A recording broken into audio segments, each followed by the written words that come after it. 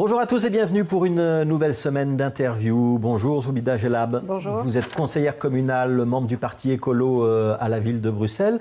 Est-ce que Yvan Mayer a fauté dans la gestion de la manifestation nationale de jeudi dernier ?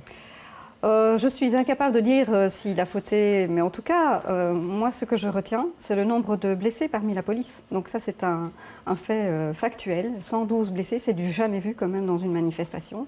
Et ça, c'est quelque chose que je regrette fortement. Alors c'est sûr qu'il faut faire la clarté sur les responsabilités par rapport à ce dérapage qui a eu lieu en fin de parcours.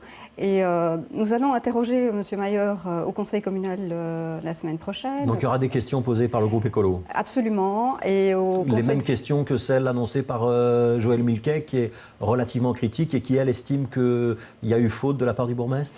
Ben non, parce que nous n'avons pas tous les éléments en main pour dire qu'il y a faute du bourgmestre. Bon, je veux dire, on a tout lu, tout et son contraire depuis jeudi. Et donc, ce que je sens également, c'est une rupture de dialogue peut-être entre les syndicats et M. Mayer. Et donc ça, c'est aussi ce qui ressort de ce qu'on a entendu depuis jeudi. Alors, 112 blessés, vous l'avez mentionné, mais sur l'ensemble des zones de police, parce qu'il y a eu des renforts, notamment de la zone midi, qui avaient été appelés sur place. L'essentiel des incidents sont d'ailleurs déroulés porte de Halle, donc à cheval sur les deux communes. Deux reproches sont faits. Le premier, c'est que le bourgmestre n'aurait pas dû se trouver dans la manifestation, au milieu du cortège, il aurait dû se trouver au poste de commandement. Est-ce que vous êtes d'accord avec ce reproche ? Je suis assez d'accord. Je pense que la place de M. Mayer était aux commandes et de suivre les événements, je veux dire, minute par minute et de réagir très vite, parce que c'est un peu ça qu'on a l'impression.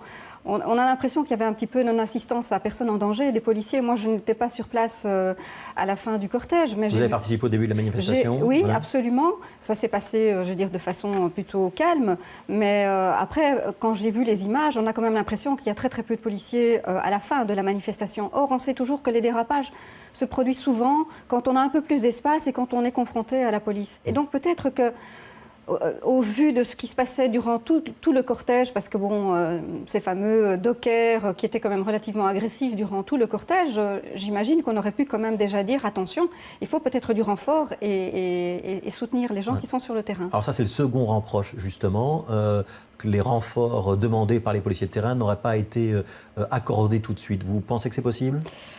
C'est possible. En Yvan tout cas, Mayer s'en défend. Hein ? Oui, bon voilà, moi je vous dis, il faut une enquête pour avoir la clarté. Il semblerait qu'il y ait eu quand même 40-45 minutes de flottement où il y avait des appels. Moi je trouve ça assez terrible d'entendre des appels de gens qui crient au secours et qu'on ne leur répond pas. Et quand Yvan Mayer dit, moi j'ai dit oui à chaque fois qu'on m'a demandé quelque chose, et c'est pas à moi de gérer ce genre de choses, c'est à la direction opérationnelle, donc au chef de zone et pas à la direction administrative. Eh bien, j'entends bien, peut-être que c'est vrai, mais alors à ce moment-là, il doit prendre ses responsabilités et voir ce qui s'est passé réellement. Ouais. Est-ce qu'il n'est pas temps de clarifier un petit peu peut-être cette ambivalence entre direction administrative et direction opérationnelle ? Est-ce que c'est normal que ce soit un bourgmestre qui doive intervenir dans une opération de maintien de l'ordre lors d'une grosse manifestation ? Est-ce qu'on ne devrait pas confier ça clairement et simplement aux policiers ?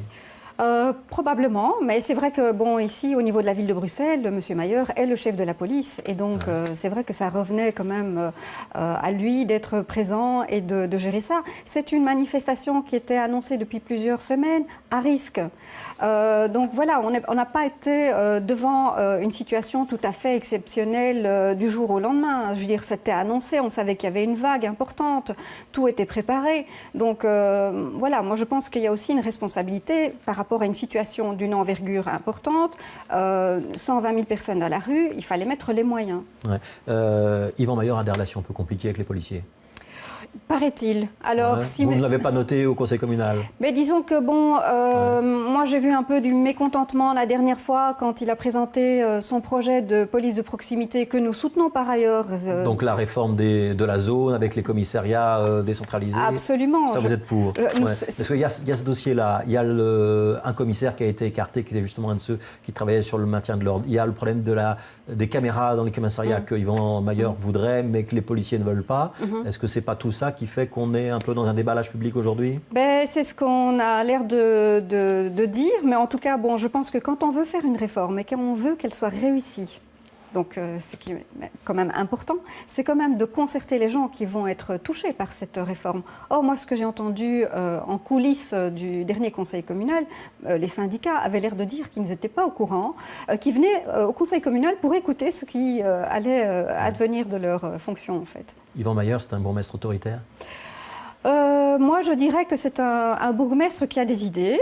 Je veux dire, il a ce courage-là, donc quand il a une idée, il va jusqu'au bout, mais il a peut-être tendance à oublier que les gens sont là et qu'il doit tenir compte aussi des avis des autres. Ouais, sur les caméras dans le commissariat, sur la réforme de la zone, vous allez soutenir? Les caméras, ma foi, je ne sais pas trop si nous allons soutenir, mais en tout cas sur la réforme de la zone, nous avons déjà marqué notre soutien, mais elle doit être améliorée en tout cas, de toute façon. Alors vous nous avez dit il faut faire la clarté, donc il faut peut-être une enquête. Yann Yambon, ministre fédéral de l'Intérieur, dit il faut une enquête. Joëlle Milquet, ancienne ministre de l'Intérieur, dit il faut une enquête. C'est qui va faire cette enquête? Bonne question, je ne sais pas. En tout cas, il faut mettre des personnes tout à fait impartiales et qui nous apportent des vraies réponses. Et surtout, je dirais qu'il faut tirer des leçons de ce qui s'est passé, parce qu'avec les mesures que ce gouvernement a prises, je crois que nous allons encore souvent battre le pavé. Et donc, il faut pouvoir mettre déjà en place des mesures qui vont sécuriser les manifestants et les policiers également. Oui, mais donc, si le groupe CDH, par exemple, dépose une motion demandant une enquête à la ville de Bruxelles, prochain conseil communal dans une semaine, Écolo va voter avec ou pas? Absolument. Pour une enquête, absolument, oui. Alors, porter plainte contre Theo Franken, c'est un moyen pour vous faire de la pub? Non, pas du tout. Ça vous a aidé un peu à vous faire connaître? Oh, probablement, mais ce n'était pas spécialement voulu. Je veux dire, moi, je l'ai vécu en âme et conscience. Donc, vous êtes celle qui donc dépose une plainte contre Theo Franken, secrétaire d'État à l'asile et à l'immigration. Oui. La plainte vise quoi exactement? Les propos indiquant qu'il y avait des immigrations qui n'avaient pas de valeur ajoutée? De valeur ajoutée, les insultes de culte marocaine, dire que... Vous êtes marocaine d'origine, hein? Je suis d'origine marocaine, absolument. Je suis belge aussi. Je défends la démocratie, notre pays, l'unité de notre pays. Vous avez été touchée personnellement? J'ai été touchée personnellement. Je n'ai pas été la seule à être touchée. C'est ça qu'il faut se dire aussi. Et ce n'est pas que la population qui l'a visée qui a été touchée. Je veux dire, énormément de Belges de souche ont été touchés. Quand j'ai déposé ma plainte, j'ai reçu énormément de soutien de gens qui me disaient « Mais moi aussi, j'ai envie de déposer plainte. » Parce que là, après cette semaine de polémiques, de photos qu'on a vues, d'extraits, de publications sur les réseaux sociaux, etc., de mails, etc., les gens disent non, pas ça chez nous, quoi. Et donc, oui, l'indignation, elle était quand même générale. Alors, la plainte a été déposée la semaine dernière, formellement. Oui. C'est une plainte contre qui? Contre Theo Franken? Et qui vise quoi explicitement? Bien, moi, j'ai déposé ma plainte dans un premier temps à titre privé. Moi, je veux dire, parce qu'on peut être mandataire politique, mais on est avant tout aussi, je veux dire, citoyen.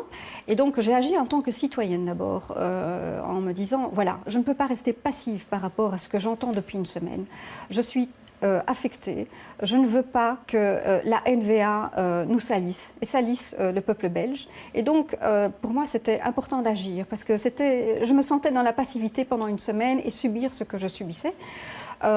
Et donc, j'ai déposé plainte à titre privé. Et puis, quand j'ai eu énormément de soutien, je me suis dit, bah oui, il faut aussi aider les gens qui veulent... Donc, une pétition avec 4000 signatures. Voilà. Un peu plus de 4000 même maintenant. Oui. Mais la plainte est pourquoi? Pour racisme? Pour des propos diffamatoires, oui. Ouais, elle a une chance d'aboutir? Eh bien, écoutez, moi je dirais que c'est la justice qui doit faire son travail, mais en tout cas, dans un premier temps, c'est ça l'idée. Est-ce qu'on peut déposer plainte contre un secrétaire d'État pour des propos qu'il a tenus ou des écrits qu'il a publiés sur Facebook, sur un réseau social, des années auparavant?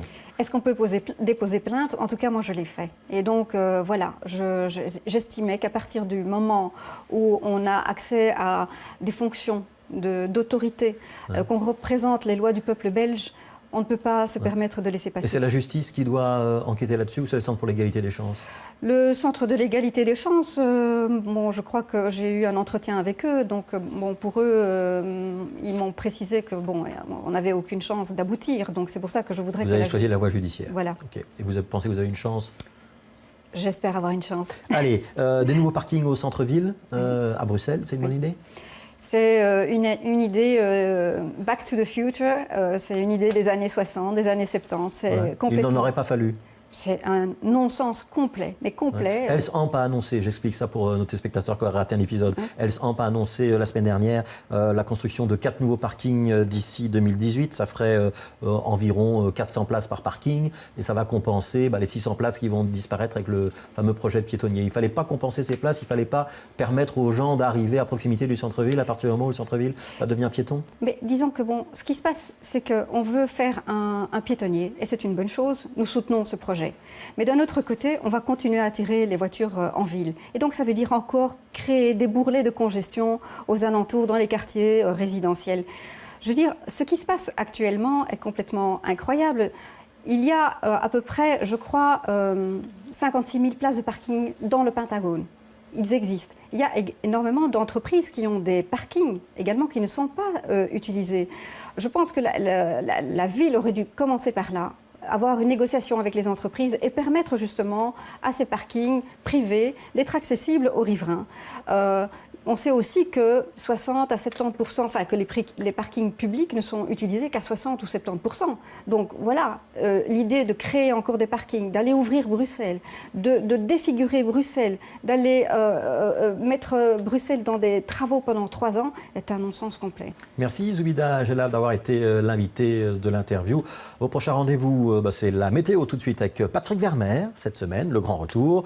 18h, le journal avec Muriel Beck. 18h20, vous aurez Arnaud de Spiegelard pour le sport. Et 18h30, vous regarderez ça aussi, probablement Zoubida Gelab, un Terre urbaine spécial sur le recyclage de nos déchets. Bonne semaine à tous.